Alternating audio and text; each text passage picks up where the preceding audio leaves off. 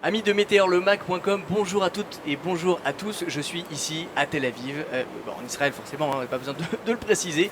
Et je vais vous présenter quelqu'un qui me tient à cœur. C'est une actrice, une comédienne, une humoriste. Elle s'appelle Judith Mergui et je l'ai rencontrée. Elle est ici avec nous.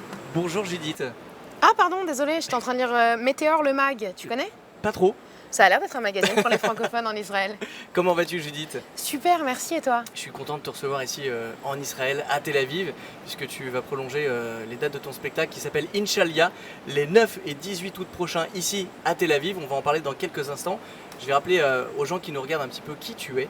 Judith Mergui, tu es à l'origine française, hein, on va appeler ça comme ça. Tu as fait ton allié en Israël en 2007. En France, tu prenais des cours de théâtre, les cours Florent, et un jour tu t'es dit, j'ai envie de faire la même chose, mais en Israël. J'ai envie de vivre en Israël, j'ai envie de vivre ma passion en Israël. Alors tu es venu ici étudier le théâtre, tu as fait des cours d'art dramatique, et tu es venu tenter ta chance. Et vous allez voir dans quelques instants, c'est vrai que la chance lui a souri. Judith Mergui, c'est pas compliqué quand même de s'adapter en Israël avec une langue qu'on ne connaît pas.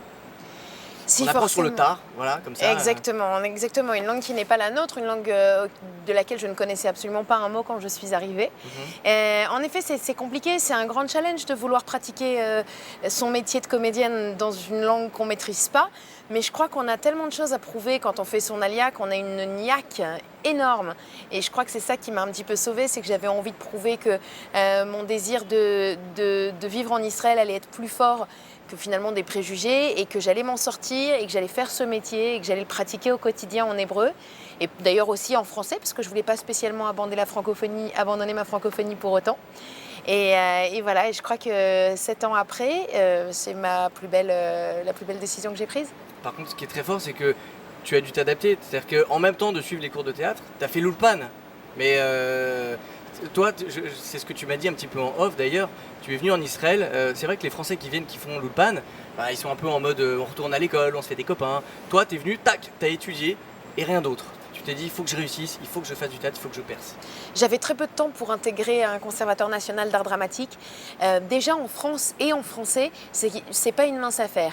En Israël, en hébreu, c'était un gros challenge. Il a fallu pour ça que je passe en effet par une phase un petit peu associable où je refusais de côtoyer les Français qui m'entouraient, parce que j'avais très peu de temps pour faire mes preuves, très peu de temps pour préparer les concours, et seulement 15 étudiants sélectionnés chaque année sur tout le pays. Donc il fallait se faire sa place et il fallait se la faire très vite. Pas le temps de rigoler. D'ailleurs, Judith, tu t'es fait ta place très rapidement, puisque les Israéliens te connaissent, certains francophones même ont la chance de t'avoir déjà vu à la télé, puisque tu fais partie d'une série à succès qui s'appelle Zagouri, si je ne me trompe pas, Zagouri Imperia, c'est ça? Exactement, Zagouri Imperia. Grosse série israélienne où tu joues dedans, tu as un rôle plutôt important. Oui, c'était une magnifique aventure. Le réalisateur Maor Zagouri, qui a décidé de créer cette série en Israël, avait envie de parler d'une série qui rapprocherait un petit peu tout le monde, parce qu'il représenterait à l'intérieur tous les personnages de la société israélienne. Il m'avait mis en scène au théâtre quelques années avant, et au travers de nos différentes rencontres, il a eu envie de raconter mon expérience, l'expérience d'une Française qui monte en Israël. Et je crois qu'il a eu envie de m'écrire ce rôle parce qu'il s'est rendu compte que mon histoire n'allait être qu'un infime pourcentage d'une espèce d'énorme histoire massive, celle de l'Aliyah française. Voilà. D'accord, j'ai enlevé mes lunettes en fait. Vous êtes mademoiselle, je ne me rappelle pas trop. Judith comment? Mergui. Mergui, voilà, c'est ça. Judith, allez, on va arriver au vif du sujet quand même. Tu es venue ici dans un but, faire découvrir aux Français ce que c'était que l'Aliyah, et tu as fait un spectacle, un one-woman show.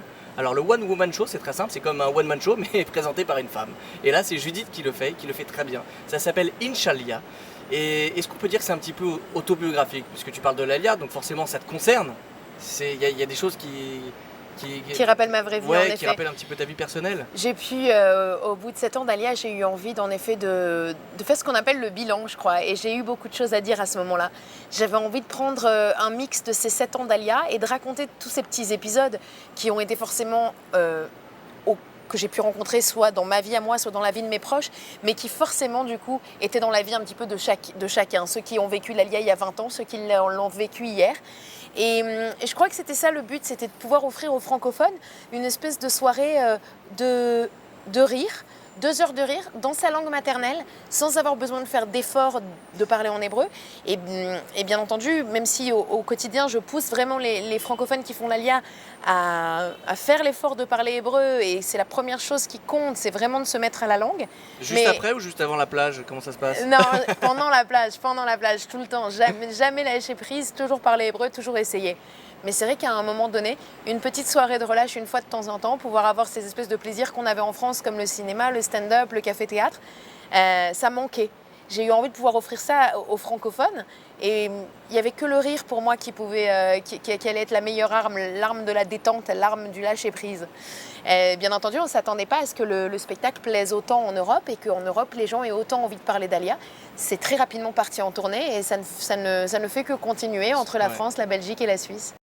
Judith Mergui, donc comme je le disais, tu vas jouer le 9 et le 18 août prochain à Tel Aviv dans un théâtre qui s'appelle le Zoa.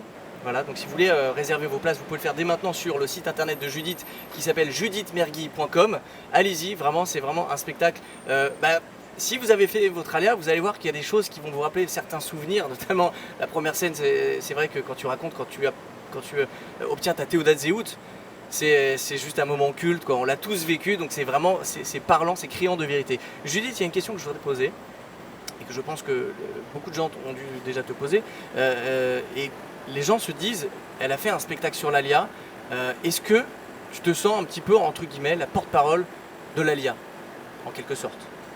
On me pose beaucoup cette question, et on me demande souvent si je suis sponsorisée par l'agent juive. Oui, c'est vrai. Ils me doivent un gros chèque d'ailleurs.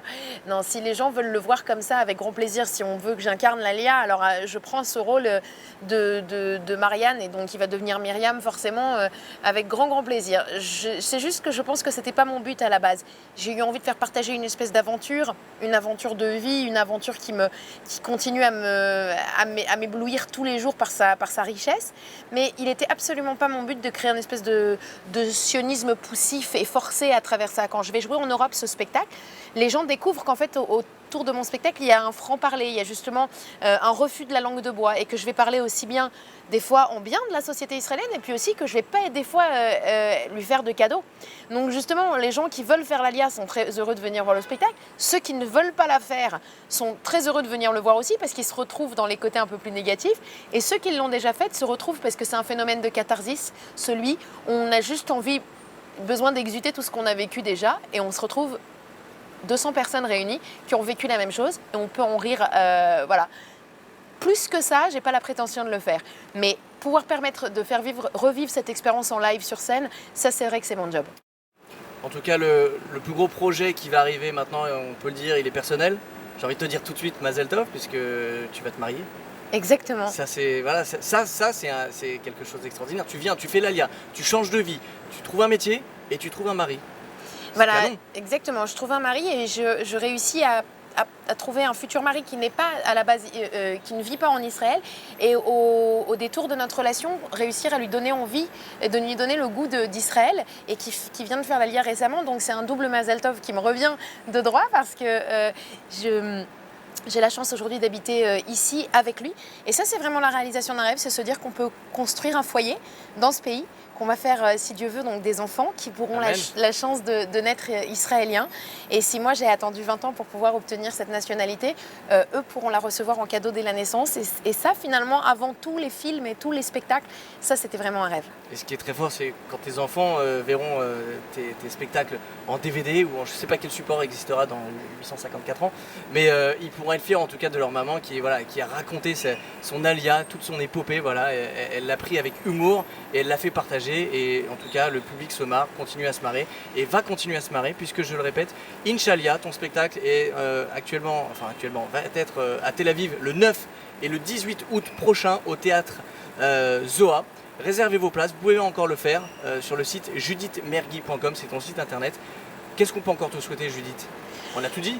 On a tout dit, exactement. On peut me souhaiter que les salles continuent à être pleines, que les gens continuent à rire dans mes spectacles et à passer des bons moments, et avoir la santé pour continuer tout ça. Et ben, en tout cas, nous on te souhaite le meilleur, et on te dit encore une fois Mazel Tov pour tout ce qui se passe et tout ce qui va se passer. Et ben moi de même, et merci à l'équipe du Météor, le MAG.